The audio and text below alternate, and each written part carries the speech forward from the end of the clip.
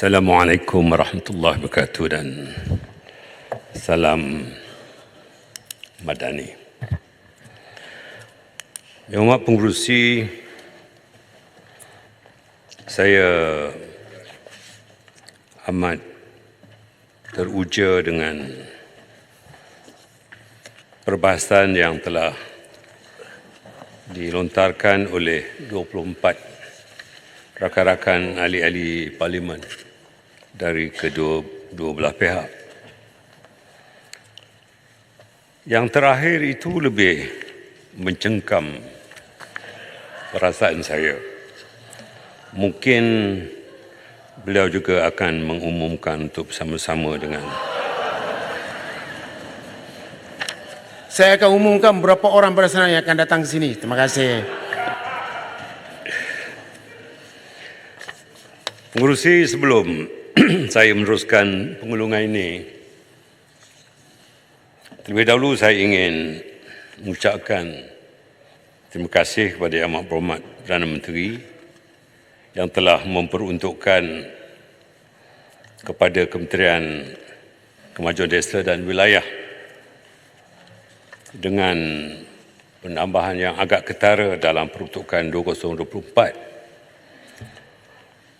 Biarpun 11.55 bilion ini bukanlah yang tertinggi, namun kita dapati bahawa dari segi peruntukan pembangunan sebanyak 7.44 bilion adalah merupakan 64.4% daripada seluruh peruntukan kementerian ini, dan ini memperlihatkan bahawa dari segi DE, Development Expenditure, KKDW diberikan peratusan peruntukan yang paling besar.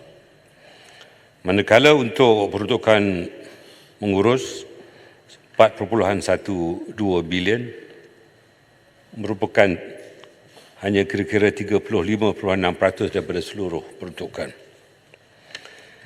Peningkatan sebanyak 4.7% atau sejumlah 513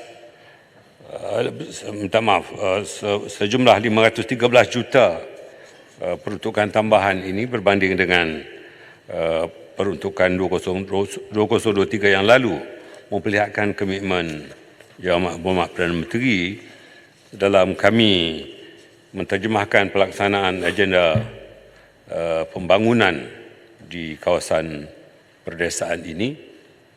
Dan kita ketahui bahawa seramai 8.1 juta penduduk Malaysia adalah penduduk yang tinggal di kawasan perdesaan atau kira-kira 24.5% daripada seluruh penduduk Malaysia.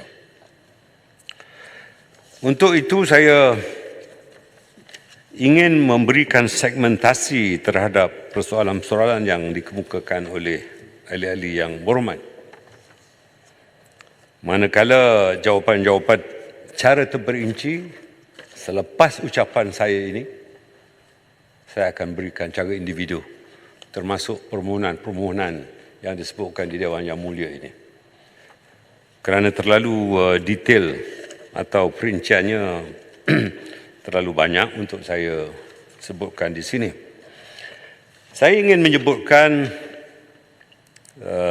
kepada ahli parlimen yang terakhir daripada Arau yang mengharapkan pembangunan infrastruktur dibawa juga di kawasan-kawasan yang disebut oleh beliau dengan izin pengerusi kawasan ORI.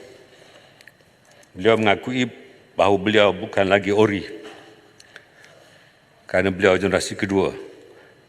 ORI-nya ialah mungkin datuk dan nenek dan ibu bapa beliau. Ya. Tetapi soal ini bukan soal ORI atau tidak ORI. Tetapi adalah soal bagaimana soal madani, iaitu memperbandarkan kawasan-kawasan pinggir bandar dan di kawasan luar bandar ini. Bukan hanya kita harus melihat dari segi physical development ataupun pembangunan lahiriah. Sebaliknya kita harus menukar minda masyarakat yang menjadi kumpulan sasaran itu kepada minda bandar. Saya ingin memaksudkan di sini ialah agar soal social mobility atau mobility sosial ini diberikan keutamaan.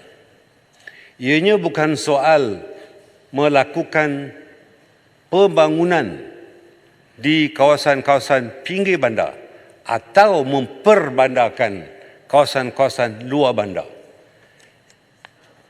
Tanpa berkompromi bahawa kemudahan-kemudahan infrastruktur, kemudahan komunikasi, kemudahan pendidikan, pembangunan usahawan dan juga kemudahan-kemudahan bagi mempertingkatkan apa yang dipanggil di dalam ilmu sosiologi atau kemasyarakatan ialah supaya berlaku vertical social mobility.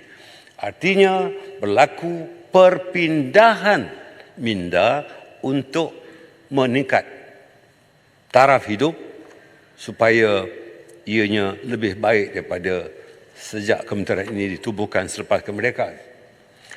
Ini ketimbang atau berbanding dengan horizontal social mobility di mana berlaku perpindahan ataupun penghijrahan daripada kawasan luar bandar ke pinggir bandar atau kawasan bandar. Soal pokok sekarang ini bagi KKDW ialah bagaimana harus ada perimbangan di antara pembangunan fizikal dengan pembangunan spiritual. Ini lebih penting supaya apa yang berlaku ialah la yashkurullah man la yashkurun nas. Ini hadis sahih yang berhormat Arab. Bahawa tidak namanya bersyukur kepada Allah Ta'ala jika tidak berterima kasih kepada manusia yang memberi. Dalam soal inilah rasa keterima kasihan itu jarang dapat dirasai oleh yang memberi kerana soal spiritual tidak diberikan suntikan kepada kumpulan sasaran. Oleh sebab itu perimbangan di antara fizikal dan spiritual ini diberikan keutamaan terutamanya di dalam soal pembangunan minda. Itulah sebabnya di antara perubahan yang dilakukan termasuklah merubah 10,843 tabika kemas dengan kurikulum yang sedia ada dengan menukarkan kepada pra-tahfiz. Artinya kurikulum yang ada diperkukuhkan dan kita masukkan kurikulum baru agar soal akidah, soal ibadah, soal solah dan soal-soal keagamaan ini diterapkan di peringkat seawal usia anak-anak di tabika ini.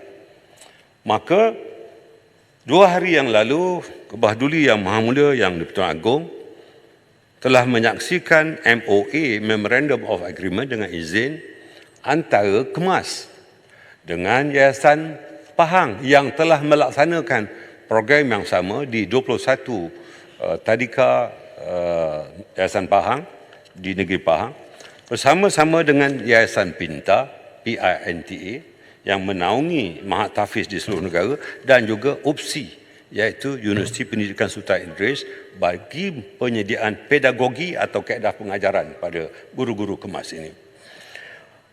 Dalam hal yang demikian, pembandaran minda ini dilakukan. Bukan hanya pembandaran fizikal supaya kita tahu bahawa akan ada rasa syukur oleh kumpulan sasaran di kawasan perdesaan ini. Yang Muhammad minta penjelasan. Sabda Rasulullah sallallahu alaihi wasallam, "Man lam yashkurin nas lam yashkurillah." Man lam ataupun ya. Jadi Allah kalau Allah tidak menerima man lam yashkurin nas lam yashkurillah. Ya? Syukran. Allah tidak menerima syukur orang yang tidak berterima kasih. Orang yang tidak berterima kasih pada manusia, Allah tak terima syukur. Saya setuju. Yang Muhammad, kita bersyukur Alhamdulillah. Tak ada masalah. Tetapi bukan suruh undi. Kalau tak undi tak syukur. Tak, undi lain. Tetapi bersyukur, semua orang berterima kasih. Tak apa yang itu yang mak. Yang kedua ialah, saya bukan maksud tadi, saya maksud adalah kawasan pertumbuhan. Di kampung tu ujuk kawasan pertumbuhan. Kita boleh namakan bandar kecil, lepas tu jadi bandar. Tapi yang dimaksudkan ialah kawasan pertumbuhan. Dan cadangan Yang Berhormat itu untuk membandar, memindakan tu. Kalau boleh Yang Berhormat terangkan ataupun bagi cara bertulis, apakah bentuk yang nak dimaksudkan di situ? Apakah dengan kita berterima kasih kat manusia dan terima kasih kat manusia, maka itu adalah tanda-tanda perubahan daripada kampung kepada bandar, ataupun kita membina kawasan pertumbuhan dan masukkan sekali apa yang Muhammad sebut mak tafiz dan sebagainya. Kita lihat apa yang berlaku ialah penurunan peratusan penghijrahan penduduk luar bandar, desa ke kawasan pinggir bandar ke bandar telah menurun. Dulu ianya berada di tahap melebihi 3.9%. Tetapi sejak infrastruktur dan kemudahan-kemudahan yang saya sebutkan ini dibawa ke luar bandar, ianya telah menurun pada 3.4%. Ini memperlihatkan satu perkembangan yang baik. Kadar kemiskinan juga telah menurun. Daripada 3.4% kini telah menurun kepada 2.9%. Pengerusi, ini adalah perubahan-perubahan yang bagi saya pendekatan ialah penduduk di kawasan luar bandar juga harus diberikan keadilan. Dan bukan hanya mereka yang tinggal di kawasan bandar saja untuk diberikan pembangunan dan sebagainya. Ini termasuk soal bagaimana MRSM yang di bawah MARA, program-program ulul albab yang kita menggunakan pendekatan agama tanpa kita mengedepankan pendekatan profesional, akademik dan teknikal. Dan kita lakukan perubahan ini. Saya nyatakan di Dewan Yang Mulia ini untuk menyatakan perkara-perkara yang sedemikian sebab kita tidak mahu dengan izin kementerian ini stagnan dengan program yang lama. Tetapi dengan tidak untuk mengenepikan apa yang telah disumbangkan oleh kepimpinan terdahulu dalam kementerian ini, tetapi kita dengan izin improvise beberapa pendekatan. Dan pendekatan ini telah dapat memberikan keberkesanan yang cukup baik.